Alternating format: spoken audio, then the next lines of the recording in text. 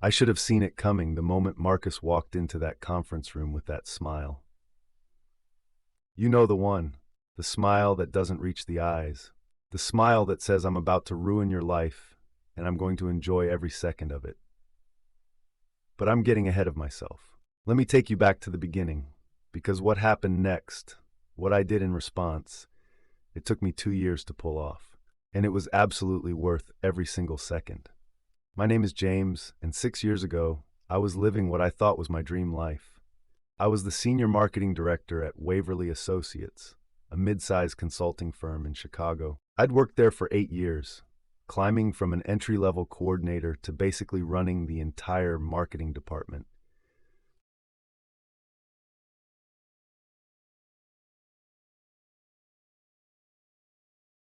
Or so I thought. The day everything changed was a Tuesday in March. One of those gray, miserable Chicago days where the sky looks like dirty concrete and the wind cuts through your coat like a knife. I remember because I'd spilled coffee on my shirt that morning and had to change, making me 15 minutes late. Those 15 minutes, if I'd been on time, would things have turned out differently? I'll never know. I walked into the office at 9:15, and immediately I could feel something was off. You know that feeling when you walk into a room and everyone was just talking about you? The sudden silence, the averted eyes, the way people suddenly become very interested in their computer screens. That's what greeted me.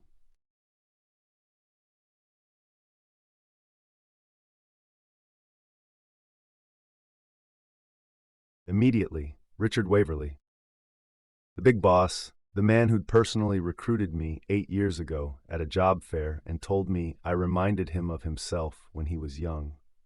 We weren't exactly friends, but we had a good relationship. I'd had lunch at his house in Winnetka. I'd met his wife. His kids called me Uncle James. Sure, I said, trying to sound casual even though my stomach was already twisting. Let me just drop my stuff. Now, James, he said now. I left my briefcase at Sarah's desk and headed to the top floor. With each step, I tried to think of what this could be about. Had I messed up a campaign? Had a client complained? We just landed the Bergstrom account, a huge pharmaceutical company that would be worth millions over the next 3 years. I'd been the lead on that. Had something gone wrong? Richard's secretary, Margaret, who'd always been warm to me, couldn't meet my eyes. Go right in, she said quietly. I opened the heavy oak door to Richard's office, and that's when I saw them.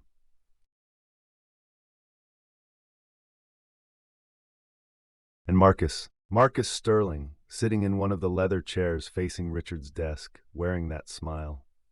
Marcus had joined the company 2 years earlier as a marketing manager, technically my subordinate.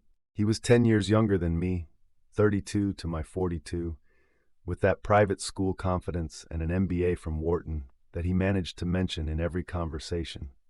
He was good at his job, I'll give him that. Creative, strategic, willing to work late. I'd actually mentored him, shared my client list with him, taught him everything I knew about our industry. If only I had known. James, sit down, Richard said. His voice was flat, professional. The warmth I was used to was gone. I sat in the chair next to Marcus, every instinct screaming that something was very, very wrong. I'm going to be direct, Richard continued. We've received some disturbing information about your conduct here at Waverly Associates. My blood went cold. What? What information? Richard slid a folder across the desk. I opened it with shaking hands. Inside were printouts of emails. My emails to clients, except I'd never sent these emails. They were pitches for my own competing consulting firm. They were promises to bring clients with me if they'd sign contracts with my new venture. They were detailed plans to poach half the staff. They were negotiations with our biggest competitor about selling client lists and proprietary strategies. This isn't me, I said, and I could hear the desperation in my own voice. Richard, I didn't write these. I would never. The emails came from your account, James. Then someone hacked my account. Someone is framing me.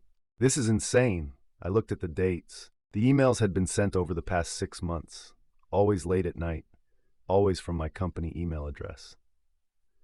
We've had IT investigate thoroughly, Richard said, and I could see genuine sadness in his eyes. The emails were sent from your computer, your office, using your login credentials. Some were even sent while you were logged into your office computer during the day, based on our security logs. That's impossible. And then it hit me. Really late. Often working in my office because he'd said his was too small and he needed space to spread out presentation materials. I'd given him my login password once, just once, when he needed to access a file from my computer while I was at a client meeting. He'd promised he'd only use it that one time. He was watching me with this expression of concern that made me want to vomit. "James, man, I'm so sorry," he said. I can't believe you'd do something like this. After everything Richard and the company have done for you." "It was you," I breathed. "You son of a—" "That's enough," Richard cut me off. "Marcus brought this to my attention yesterday. He found the emails while helping IT troubleshoot a server issue. He's the one who reported it, James. He's trying to protect the company." Of course he was. Marcus, the loyal employee. Marcus, the hero. I looked at him again, and for just a split second, I saw it. The real smile beneath the mask. The triumph. "I need you to clean out your desk," Richard said. "Effective immediately, you're terminated for cause. No severance. Legal will be in touch about potential litigation if you attempt to contact any of our clients or employees. Margaret has already disabled your email and building access." "Richard, please." 8 years. You know me. You know I would never." "I thought I knew you," Richard said, and he looked away. "I have to protect this company. Please don't make this harder than it already is." I stood up, my legs barely supporting me. The room tilted. This wasn't happening. This couldn't be happening. But it was. I was being fired, humiliated. And Marcus had done it. The walk back to my office was the longest of my life. Everyone knew. The whispers followed me like a wake. Sarah was crying openly as she helped me pack my things into a cardboard box. Personal items only. My 8 years of work, my files, my client notes, all of it stayed behind. I had to be escorted out by building security. Marcus was nowhere to be seen, probably off celebrating his victory. As I stood on the sidewalk, holding that pathetic box, watching people stream past me into the building that had been my second home, I made a decision. This wasn't over, not by a long shot, but I had no idea revenge would take 2 years. I had no idea it would consume me. And I definitely had no idea that the method I'd used to destroy Marcus Sterling would be so perfectly, poetically just, that even I would be surprised. The first 3 months after I was fired were dark. I mean really dark. I couldn't get a job in my industry because Richard had quietly spread the word about what I'd done. My professional network dried up overnight. Friends stopped returning calls. My girlfriend Amanda left me after 6 weeks, saying she couldn't handle the negativity and uncertainty. My savings started to evaporate. I spent a lot of time sitting in my apartment, staring at walls, replaying everything in my mind. How had Marcus pulled it off? How had he accessed my computer enough times to send all those emails without me noticing? How had he known exactly what kind of damaging information to create? And then, one sleepless night at 3 a.m., I started really digging. I created fake profiles on LinkedIn, Facebook, Instagram. I started following Marcus's digital footprint. I reached out to people he'd worked with before Waverly Associates. And slowly a pattern emerged. Marcus Sterling had done this before. Not exactly the same thing, but close enough. At his previous company, a senior executive had suddenly been fired for ethical violations. At his company before that, a department head had been let go for misappropriation of resources. And in both cases, Marcus had been promoted into their positions within 6 months. He was a career assassin. He identified targets above him, found or created vulnerabilities, and destroyed them. Then he stepped over their corpses into better positions. It was his pattern, his MO, and I'd been too blind to see it. If you're enjoying this story and you want to hear how I actually pulled off taking Marcus down, do me a favor and hit that like button. Trust me, you're going to want to remember this channel for what comes next, because the revenge I planned was so intricate, so perfectly calibrated, that it took me 2 full years to execute. And it was beautiful. The plan came to me during my 4th month of unemployment. I was sitting in a coffee shop, one of those overpriced places in Wicker Park where everyone's writing screenplays or working on startups. I was nursing a $5 coffee because I couldn't afford to sit anywhere that charged more, and I was scrolling through Marcus's LinkedIn profile on one of my fake accounts. That's when I noticed something. Marcus was very careful about his image. Every post, every update, every article he shared was calculated to make him look brilliant, innovative, ethical. He positioned himself as a thought leader. He wrote long posts about integrity in business, about mentorship, about doing the right thing. The comments were always glowing. People ate it up, and I realized Marcus's greatest strength was his image. The golden boy, the ethical warrior, the future of the consulting industry. So that's what I had to destroy. Not through direct confrontation, not through evidence or accusations. Those hadn't worked for me. No, I had to make Marcus destroy his own image. I had to create a situation where his true nature would be exposed publicly, undeniably, by his own hand. But how? I needed to get back into the industry. I needed resources. I needed positioning. And I needed to do it all without Marcus or anyone at Waverly Associates knowing I was coming. Step 1, I moved to New York. Not permanently, but I sublet my Chicago apartment and rented a tiny studio in Brooklyn. I needed a fresh start where my reputation hadn't been poisoned. Step 2, I changed my approach. I couldn't get a job as a senior marketing director, not with my tarnished background, so I went smaller.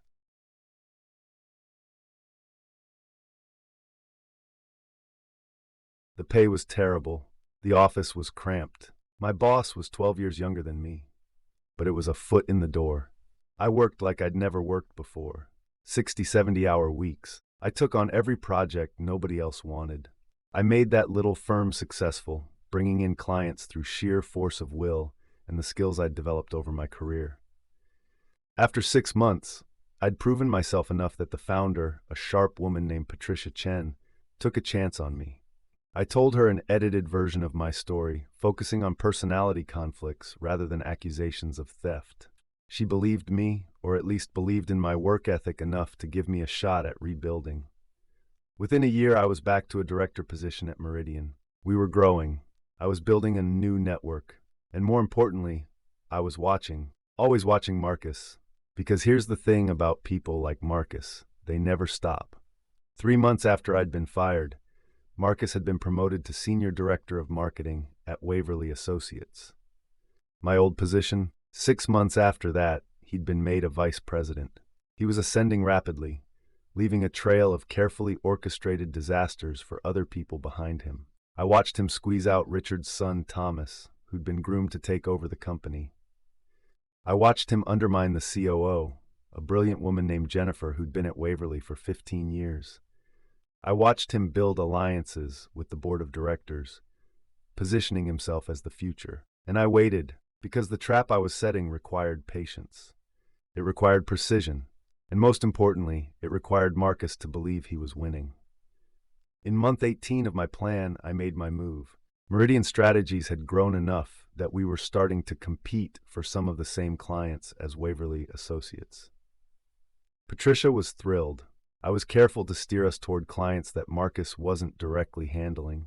I needed him to know I was back in the game, but I didn't want him to see me as a threat yet. Our first interaction in 18 months happened at an industry conference in Boston.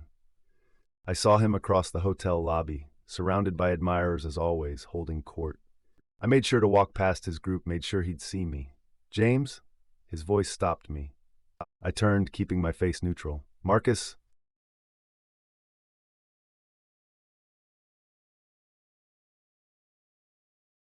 "I heard you landed on your feet. I'm really glad." The lie came so smoothly from his mouth. He'd probably convinced himself he believed it. "I'm doing well," I said. "Meridian Strategies. We're small, but we're growing." "That's great, really great." He paused, and I could see him calculating. "Look, about what happened at Waverly, I just want you to know I felt terrible about having to report those emails. But I had to do what was right for the company, you know?" "Of course," I said. "You did what you thought was necessary." Something flickered in his eyes. Uncertainty, maybe, or suspicion. But I kept my expression open, my body language relaxed. No anger, no resentment, just a man who'd moved on. "Well, good to see you're doing well," he said. "Maybe we can grab coffee sometime, catch up." "Sure," I said, knowing we never would. "Take care, Marcus." As I walked away, I could feel his eyes on my back. Good. Let him wonder. Let him think I'd accepted my fate. Let him believe he'd won completely. Over the next 6 months, I started building what I called my insurance policy. See, Marcus's power came from information. He knew secrets. He knew vulnerabilities. He knew exactly what buttons to push to make people doubt each other, to make evidence look damning, to make himself look like the hero. So I decided to become an information broker too. But unlike Marcus, I wasn't going to use my information to destroy innocent people. I was going to use it to build an unimpeachable case. I hired a private investigator. His name was David Chen, Patricia's cousin actually, and a former FBI agent. I told him everything. I showed him the patterns in Marcus's career. And I paid him to dig, really dig into Marcus's past. What David found was stunning. Marcus hadn't just framed people for career advancement. He'd been doing it since college. A roommate had been expelled for plagiarism, Marcus's work that the roommate had supposedly stolen. A fraternity brother had lost a prestigious internship over allegations of theft.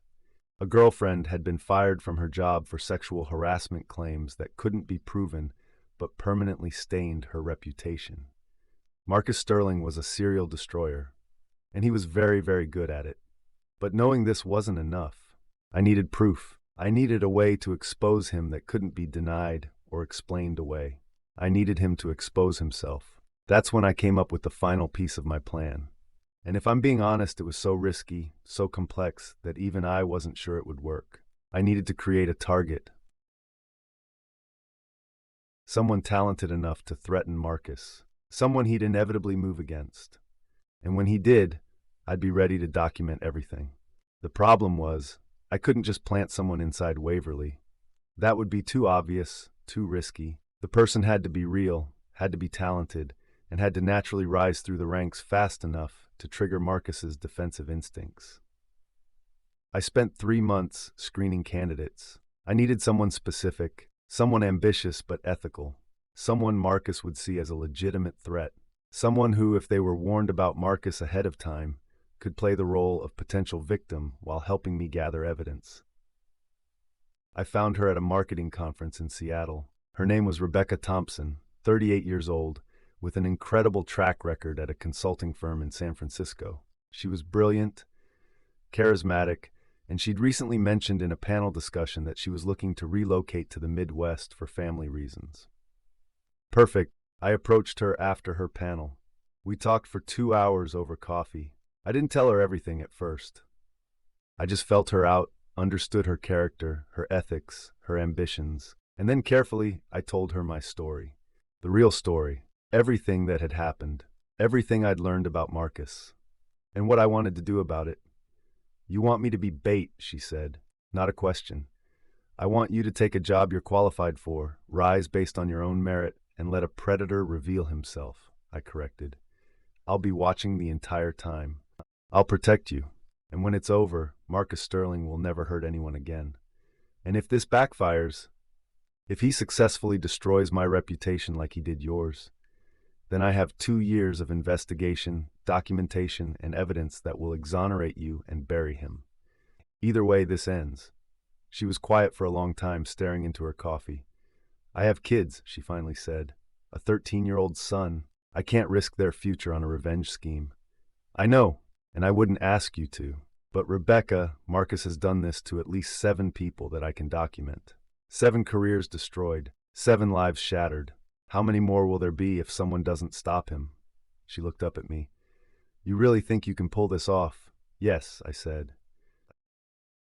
She joined Waverly Associates 4 months later, in month 23 of my overall plan.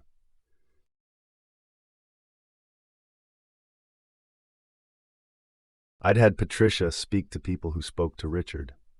I'd planted seeds about this incredible talent in San Francisco who was looking to come back to Chicago. Rebecca was exactly what Waverly Associates needed, and Richard hired her as a senior marketing director. My old position, the one Marcus had briefly held before his promotion to VP. And then we waited. Rebecca was wired, metaphorically and literally. She wore a recording device to work every day. Hidden cameras were installed in her office, legally positioned to only capture her own space. Every email she sent and received was backed up to a secure server that David Chen maintained. We documented everything. Marcus didn't move against her immediately. He was smarter than that. For the first 3 months, he was the perfect mentor. Helpful, encouraging, generous with his time and knowledge. Rebecca played her part perfectly. Grateful, eager to learn, respectful of his position and experience. But I knew Marcus's pattern.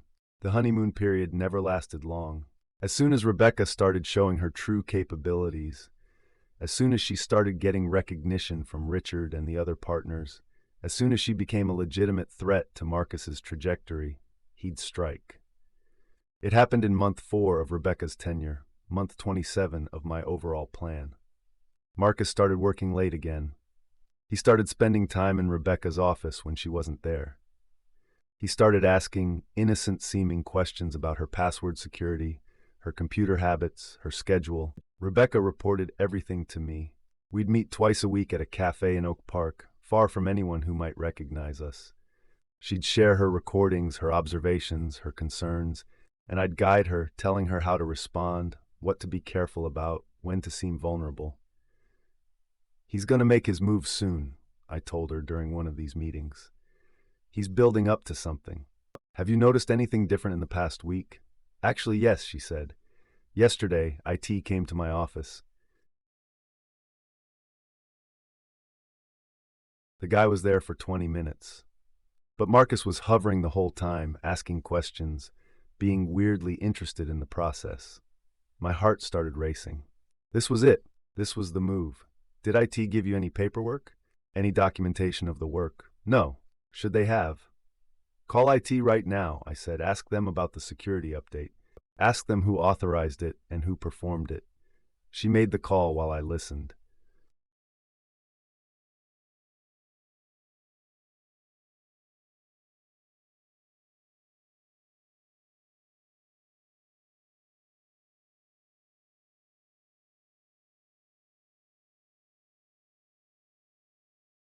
That wasn't an IT guy. That was someone he hired.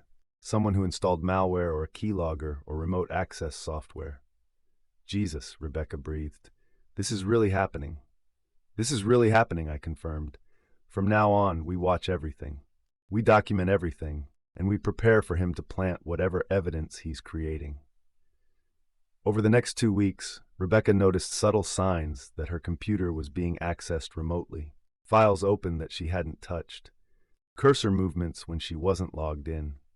Marcus became increasingly friendly, increasingly interested in her projects, her client relationships, her ambitions. And then came the emails, except this time I was ready.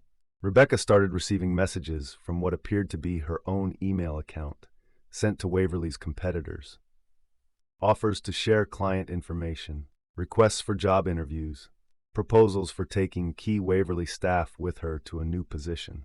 It was my frame-up all over again, but this time, we had every moment documented. We had recordings of Marcus asking about her computer access. We had security footage of the fake IT person entering her office with Marcus. We had network logs showing remote access to her computer from IP addresses that David Chen had traced back to proxy servers, the kind someone would use if they were trying to hide their tracks. And most damning of all, we had evidence that the malware on Rebecca's computer matched malware found in similar frame-ups at Marcus's previous companies. David had been busy, very busy. When Rebecca was called into Richard Waverly's office 4 weeks into the frame-up attempt, month 29 of my overall plan, she was prepared. But she was also genuinely scared. Even with all our preparation, this was the moment of truth. Marcus was there, of course, wearing that concerned expression, sitting in the same chair he'd sat in when I was fired. Richard looked older, more tired. This was clearly taking a toll on him. "Rebecca, I'm going to be direct," Richard said, using the same words he'd used with me. "We've received disturbing information about your conduct here." "I know," Rebecca said calmly. "Someone has been hacking my computer and sending emails that appear to come from me." I've documented the entire thing. The look on Marcus's face was worth 2 years of planning. The shock, the panic, quickly masked, but not before I saw it on the video. Rebecca was streaming live to her phone, to my laptop, to David Chen's secure server. "What?" Richard said. Rebecca pulled out a folder, not unlike the one Richard had shown me. 2 weeks ago, I noticed unusual activity on my computer. I contacted IT, who confirmed that unauthorized access had been granted to my system.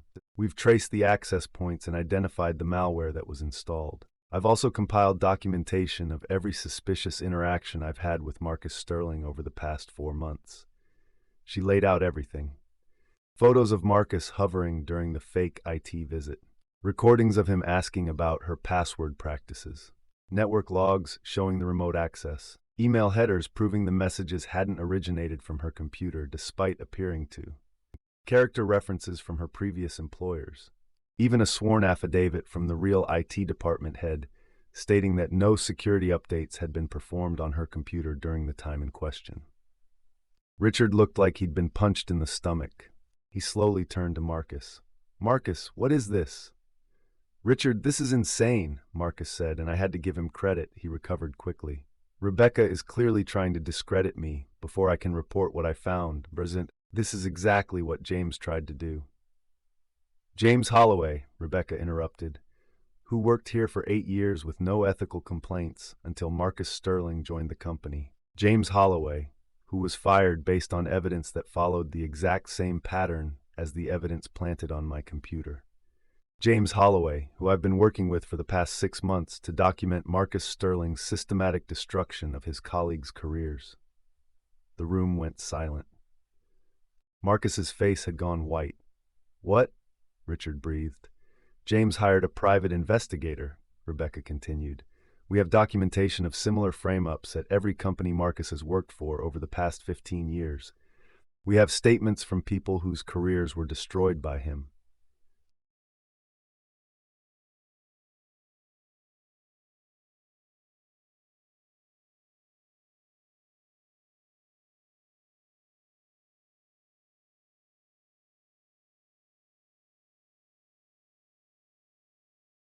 Richard looked at Marcus, really looked at him, and I imagine he was seeing what I should have seen 2 years earlier. "Richard, you can't believe this," Marcus said. "This is clearly a conspiracy. James is obviously still angry about being fired, and he's convinced Rebecca—" "The evidence is quite substantial," Rebecca said, pulling out another document. "We've also filed a report with the Chicago Police Department's cybercrime unit. They'll be conducting their own investigation, as will the Illinois Attorney General's office, given that this involves corporate fraud and computer crimes." Now Marcus looked genuinely panicked. "Cops, attorneys general. This had gone from a corporate matter to a criminal matter. I'd like to request that building security preserve Marcus's office and computer equipment for the investigation," Rebecca said. "And I'd like IT to immediately revoke his access to all systems." Richard was staring at Marcus like he'd never seen him before. "Did you do this?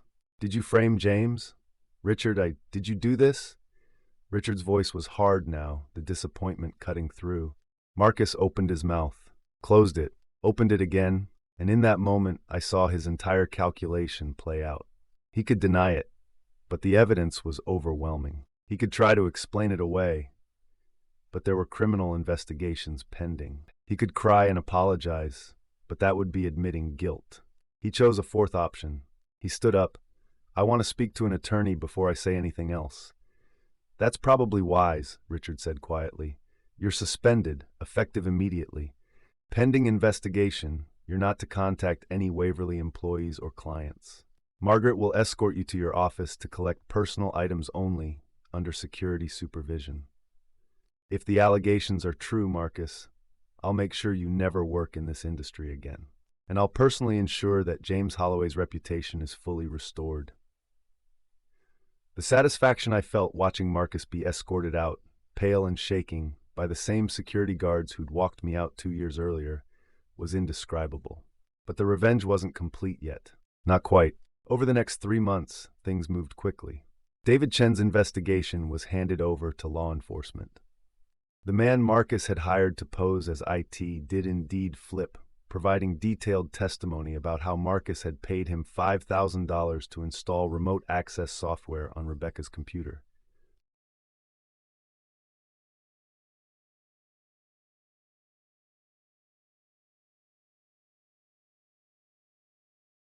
The Chicago Tribune broke the story. VP at Waverly Associates accused of serial career sabotage. Other newspapers picked it up. Industry blogs exploded. LinkedIn was on fire, with people sharing their own Marcus Sterling stories. And yes, several of Marcus's previous victims came forward. People who'd been too afraid or too broken to speak up before. Together, we formed an airtight case. Marcus was formally charged with computer fraud, wire fraud, and conspiracy. His trial is scheduled for next year, but his career is already over. No consulting firm will touch him. His professional certifications have been revoked. His LinkedIn profile is gone.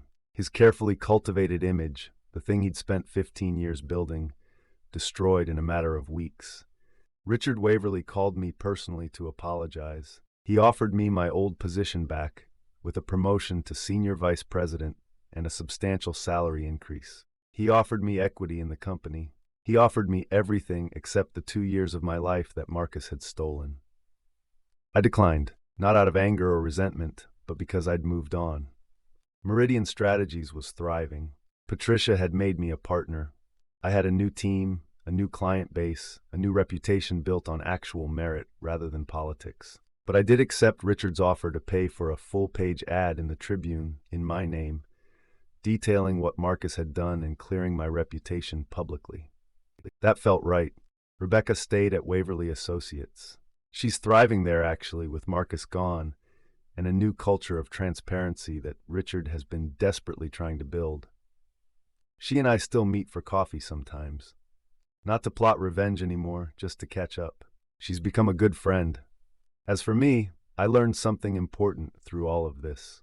Revenge, real revenge, isn't about anger. It's not about immediate satisfaction or getting even. Real revenge is strategic. It's patient. It's about creating a situation where justice and karma align perfectly, where someone's own actions become their downfall. Marcus Sterling destroyed me with lies. I destroyed him with truth. He built his career on deception. I rebuilt mine on integrity. And in the end, his greatest weapon, his carefully crafted image, became his greatest vulnerability. I won't lie to you, those 2 years were hard. There were nights I wanted to give up. Nights I questioned whether revenge was worth the effort and energy. Nights I wondered if I should just let it go and move on. But some wrongs demand correction. Not just for yourself, but for everyone else who might become a victim. Marcus had destroyed at least 7 careers that we knew of. 7 people whose lives were permanently altered by his manipulation. He'd still be out there, targeting the next ambitious person who threatened his ascent. Now he can't hurt anyone else. And that, more than anything, makes the 2 years worth it. So what's the lesson here? What's the takeaway from my story? I think it's this: if someone wrongs you, really wrongs you, don't get mad. Don't get impulsive. Don't burn bridges or make threats or seek immediate gratification. Get smart. Get patient. Get strategic. Document everything. Build your case. Rebuild your foundation. And when the moment is right, when you have truth and evidence and justice on your side, act decisively. Because the best revenge isn't about destroying someone's life out of anger. It's about ensuring they can never hurt anyone else the way they hurt you. It's about protecting future victims. It's about making sure that justice, even delayed, eventually prevails. Marcus Sterling thought he'd won when he watched me walk out of Waverly Associates, carrying that cardboard box. He thought he was untouchable. He thought his pattern would continue forever. He was wrong, and sometimes being proved wrong in the most public, career-ending way possible is the perfect revenge. If this story resonated with you, if you've ever been wronged at work or betrayed by someone you trusted, subscribe to this channel. I share more true stories about overcoming adversity, getting justice, and rebuilding after life knocks you down. Because we all face moments where we have to decide, give up or fight back smart. I chose to fight back smart, and 2 years later I won. The final detail: the one that makes me smile every time I think about it, is what happened 6 months after Marcus was charged. I was having lunch with Patricia at a nice restaurant in the Loop, celebrating Meridian landing a major contract, when I saw Richard Waverly across the dining room. He saw me at the same time and came over to our table. "James," he said, extending his hand, "I'm glad I ran into you. There's something I wanted to tell you in person." We shook hands, and he sat down at Patricia's invitation. "We've been doing a full audit of Marcus's time at Waverly," Richard said. "Not just the frame-ups, but everything. His projects, his client relationships, his supposed innovations." "And," I asked, "and we've discovered that nearly every successful campaign or strategy attributed to Marcus was actually developed by someone else, usually someone he later pushed out or discredited, including," Richard paused, looking uncomfortable, "about 60% of the work he claimed during his first 2 years.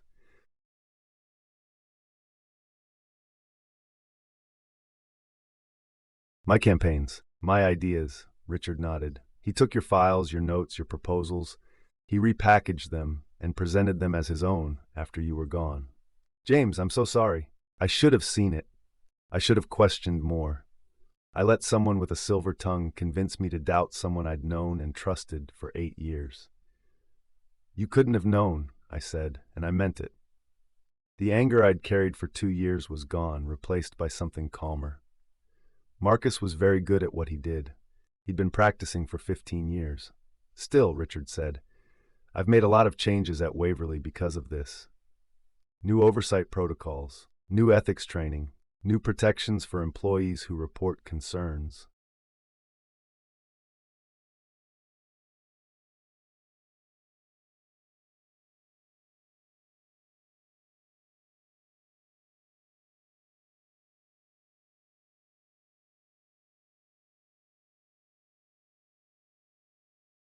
He was good at his job.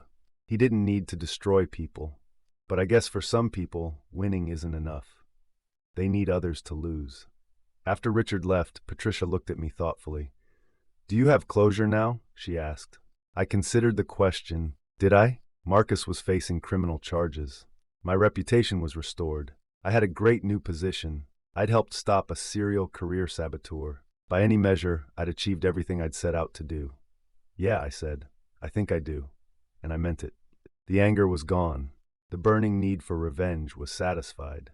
All that remained was the satisfaction of knowing I'd done the right thing, the hard way, and it had worked. 2 years, 24 months of planning, patience, and careful execution. Most people wouldn't have bothered.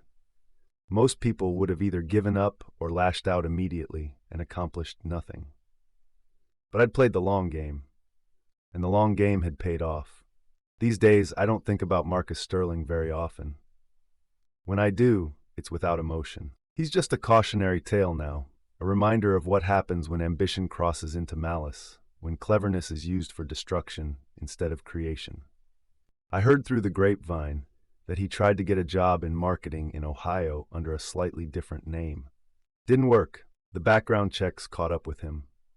I heard he's working at a call center now, the kind of job that doesn't ask many questions, the kind of career trajectory he'd spent his entire life trying to avoid. Is that sad? Maybe. But it's also just, he had talent. He had opportunities. He could have built a legitimate career on his actual abilities. Instead, he chose to climb over the bodies of people he'd destroyed. And eventually, inevitably, that caught up with him. As for me, life's pretty good now. Meridian Strategies just opened a second office in San Francisco. I've got a team of 12 talented people who I actually mentor, actually support, actually want to see succeed. I've got a girlfriend, Emma, who I met at a charity gala Patricia dragged me to. We've been together for 8 months, and it's the healthiest relationship I've ever had, probably because I'm healthy now, too. Sometimes Emma asks me about the Marcus situation, about the 2 years I spent plotting revenge instead of just moving on with my life. She asks if I regret the time and energy it took. And my answer is always the same, not for a second. Because it wasn't just about me. It was about Rebecca, who kept her career intact. It was about the future victims Marcus would have destroyed if I hadn't stopped him. It was about the 7 people who came forward with their stories and finally got validation that they weren't crazy, weren't incompetent, weren't everything Marcus had made them believe they were. And maybe in a small way, it was about showing that good can win, that patience and strategy and truth can overcome manipulation and lies, that justice, even when delayed, is still justice. I'm not saying everyone should spend 2 years plotting revenge against someone who wronged them. Most workplace disputes aren't worth that kind of energy. Most betrayals can be resolved by moving on and living well. But Marcus Sterling wasn't a simple workplace dispute. He was a predator, a serial career killer, someone who needed to be stopped, not just avoided. And sometimes, just sometimes, the universe gives you the opportunity to be the one who stops them.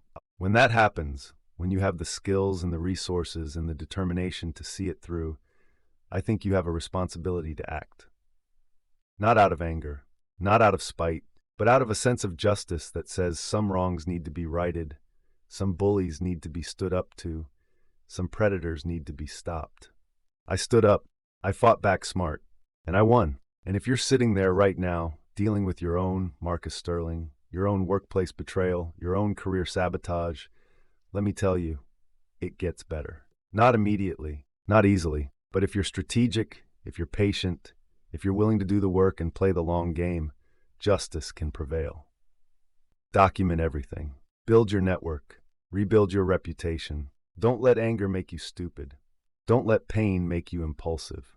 Stay focused, stay smart, stay strategic, and when the moment comes, when you have your evidence and your opportunity and your plan, act decisively, because the best revenge isn't getting even. It's getting justice. It's protecting others. It's making sure the person who hurt you can never hurt anyone else the same way. That's what I did. That's what Rebecca and I accomplished together. And that's why 3 years after everything happened, I can finally say I've moved on, not just from Marcus Sterling, but from the entire painful chapter of my life that he represented. I'm not defined by what he did to me anymore. I'm defined by how I responded, by the patience I showed, by the justice I helped achieve, by the people I protected. And that, more than any promotion or salary or title, is what makes me proud when I look back on those 2 years. So here's to the long game. Here's to strategic thinking. Here's to patient revenge that doubles as justice. And here's to Marcus Sterling, wherever he is now, hopefully learning that actions have consequences, that karma is real, and that the people you step on while climbing the ladder might just be waiting for you when you fall. Thanks for listening to my story. If you want to hear more about overcoming adversity, getting justice, and rebuilding after betrayal, subscribe and hit that notification bell. Drop a comment telling me about your own workplace revenge story, or about a time you had to fight back against someone who wronged you. I read every comment. Get smart, get patient, get strategic, and when you finally get justice, make sure it's so perfectly executed that even your enemy has to respect the play. That's the perfect revenge.